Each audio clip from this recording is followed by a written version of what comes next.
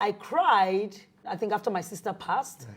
And I was trying to, because I wasn't dealing with that properly.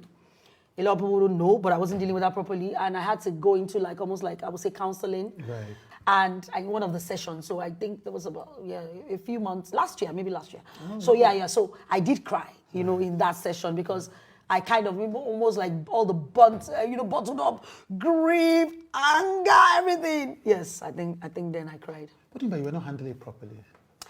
So my sister, my dad passed. So my dad passed. Yeah. Then my sister passed a year after my daddy passed.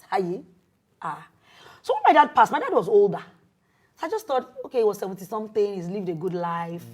So when my daddy died, I didn't really think much of it. I was a bit angry with that because I didn't like the way the hospital, hospitals, I kind of felt the hospital should have told me my dad was dying. They didn't tell us he was dying. And so I was a bit angry with that. And my sister too at that time was very upset. Yeah.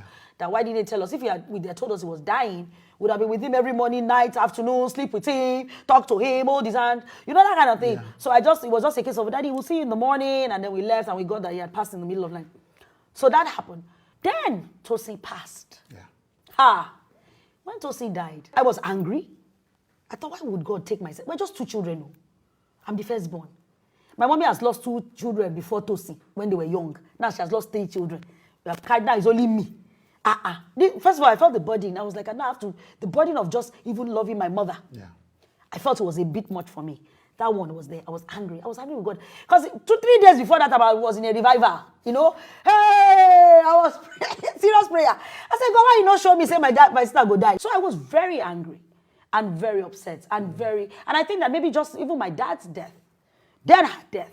I mean, just because Tosin had been a sickler, I had even been detached from her because I thought she was going to die anyway. So it's a lot of things, a lot of things. So really, I think that I now started understanding some things about myself, why I was the way I was with people. So I even had to start intentionally cultivating friendships. I've always had friends, but making myself vulnerable. I never wanted to be vulnerable in my life because I just thought being vulnerable, you'll be crying, everybody will be seeing you.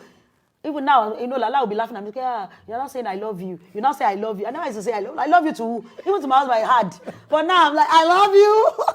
Because I became vulnerable. Yes. And I think that's what grief. So grief just deals with you in different ways. Final question on this. Was it tough? Because you mentioned, detaching emotionally. Because you always had the idea that Tosin was going to die anyway. So was it tough on you guys growing up, having a sickle cell sister and the fear that she might leave at any time? Yes, I think it was. I could tell when I was younger that my mom was very afraid. I could see it, because I'd watched Tosin deal with, hospital, appointments, being in the hospital for weeks, taking a lot of injections, falling ill. Tosin they would say, she shouldn't be part of things, we can't play with her, we can't fight her. I want to fight her. She was very naughty. So I want to beat her. Say, don't beat her.